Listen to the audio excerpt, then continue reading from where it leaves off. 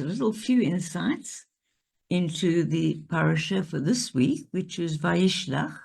Of course, tomorrow we'll actually read from the Torah, although we read in English, and really go into understanding much more depth. So all I'd like to do tonight is just give you a quick idea of what this portion holds, but again, the main concept that many rabbis have chosen to emphasize. And it's very interesting. Jacob, please hit the record button. It's very interesting that it is so relevant to our days, because when you look at many different interpretations of the text, many different interpretations, you'll see that those who have a more extreme religious view, for example, in Israel, you have the ultra Orthodox who live in Mea Shearim and don't want to meet anyone else, which is fine. And then, of course, the majority of Israelis are secular. They're not sure whether such a thing as God exists, but the majority follow the rules, the commandments. And so every rabbi that I could quote you from different streams, going back generations, will have a completely different view of the same words and the same Torah portion. Because just as each of us today are completely colored. Jacob, are you recording? Jacob? I think Jacob's gone away. Can you hear me, Jacob? Thank you. Hope so. All right, so that just like each of us, I'm very much, my thinking, my stance in life is very much conditioned by already being second generation South African. Third, if you count that my grandparents came here to run away from pogroms, and all their children, like my parents, were born here. So I've been brought up in the ethos of South Africa. I've lived through apartheid. Of course, we knew it was wrong. Things were much easier then. Things were, to coin a pun, either black or white. You knew what was wrong. So I'm very much an Ubuntu Jew. In fact, that is how Tablet Magazine, which is one of the big journals in the States, described us, Temple Israel Hillbrow, as opposed to the Orthodox tradition and the ultra-Orthodox. So we all very much colored our mindsets by how we've been brought up. And then I am so thrilled in this group of people with us tonight that we have people who've grown up in completely different backgrounds. I've got my friend Rich in the States. His mindset is completely that of American patriotism. He's always been a Republican. And it is so important in our Kehillah, and I believe in every forum in the world, be it religious or political, to have all different mindsets on board, particularly those who have grown up in different ethos. Of course, there are many in South Africa who are ultra-Orthodox and believe, like the extreme right-wing element in Netanyahu's government, that there shouldn't be different streams. They wouldn't consider me even Jewish. And they would wish that all the Palestinians to go into the sea, but that's extreme. Now, in our era, we have to live with the extremes. And this is so evident in this parasha, which I'll relate it to afterwards, is that as everyone has great worth, depending on how you were brought up, your ideas are right for you, and my ideas are right for me. And the fact that they are different is the greatest boon, the greatest thing that in this era we are literally commanded, and I'll read the parasha to you, to sit together, to share those different opinions, not only to respect each other, but actually to learn from each other and to take the best of what we have in common for the good of the people. Because if we don't embrace all opinions, right, left, pink, white, black, I don't care what, Republican, Democrat, provided it's not at the very extreme where you wish another's death.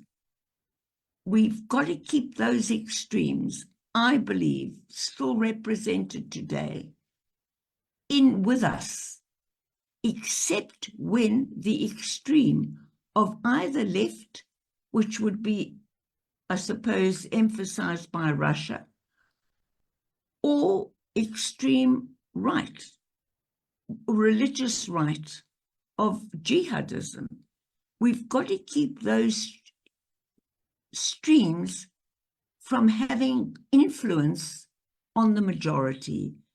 And I don't know if I'm making sense, but the only way we can do it in this era is for left and right around the center. And I've mentioned it before. Republicans, Democrats, liberals, seculars, orthodox, progressive, to sit together and work together for a common good, because we need all those opinions to get to the mass of people, to keep our governments on a proper track, as they are doing in South Africa, although it's going to be a few years before we can get rid of some of the ideas that could lead to hatred with our government of national unity, and I've mentioned that before. Okay, so let me read to you then why this fits in so beautifully with this Shabbat and this Vayishlach. So this Shabbat, Jacob continues his struggle. He prepares to meet Esau. Now remember that Esau vowed to kill Jacob when Rebekah made him run away. And they haven't met for many, many years. Apparently, Jacob, I'm going to check this out tomorrow, was already in his maybe 80s or 90s. And remember, they virtually came out as twins, but Esau came out first. You remember he sold his heritage. Rebekah made Jacob deceive his father, Isaac, etc., etc. So what is going to happen now that Jacob and Esau are going to meet? Well, Jacob is terrified. He believes maybe he's still going to be murdered. And he prepares with 3 different strategies, which is quite brilliant. Number 1, he prays. He prays for the peace that can come between him and his enemy, Esau. He prays for peace.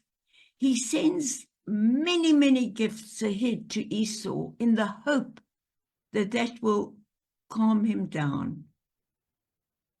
And thirdly, if you remember, I've mentioned this before, he divides. Jacob now has a massive, many people and tribes. And he divides them in half so that the first half may be slaughtered, but the second half could run away. So actually, what happens is, you'll remember that Jacob and Esau ultimately meet, and we'll read this tomorrow. And guess what happens when they see each other? Many commentators call it they've matured, they've grown up because most of the world is acting like a child now. Hatred, killing one another. That's childish. It's hatred. It's immature. It's doing what you want. But these two people have matured. I'm not mad about that word. Who wants to be mature? But they've gained a bit of wisdom. And they realize now that you have to forgive if humanity is going to survive. And again, they meet, and the first thing they do, which is a sign that your heart, it has still the capability of love, is that they hug each other and they cry. Now, there's not going to be a magic Hollywood ending. They're not going to be best friends for the rest of their life. No. But in peace, they go their different ways. The sadness is, and there's a saying I'll read to you, that their descendants, especially those of Esau who carried that grudge, when Esau himself, before his death at that age, had given it up, his descendants generations later read differently into the Torah portion, rereading, and they continued to hate. And so there was, from many generations later, before our era, of course, the common era, when they met, they started hating and fighting and killing each other again. We live in a very complicated era, but we're beginning to understand the complexities. And so one of the quotes that are very popular at the moment is with this parasha as well, is that prophecy ceased with Haggai, Zechariah, and Malachi in the Second Temple era. As I tell you, after the Second Temple, we don't have any more priests. A rabbi is not my priest, and it's not yours. A rabbi is a much more learned teacher, and he's written exams, which I haven't done, but he's a teacher. And as you know, God declared, and I say this every week at Mount Sinai, already Moses was a prophet. He could see into the future. And he could see a time where the temples would be destroyed. There would be no leadership. There would be no priest. And each of us was made a kingdom of priests. Now, that doesn't only refer to me. It refers to Reg. It refers to any human being who understands that in today's era, prophetic truths have not ceased to be true. And they still come out of the words of one who, by being faithful to God, do people stay faithful to one another. Now, what does it mean by being faithful to God? It means wanting justice for all. It means caring, and I've said it so many times, about the person who doesn't agree with you, but you know is a good person. It means seeking a consensus. It means being able to look at yourself and keep quiet when you want to say something that's instinctive because you don't agree with that person.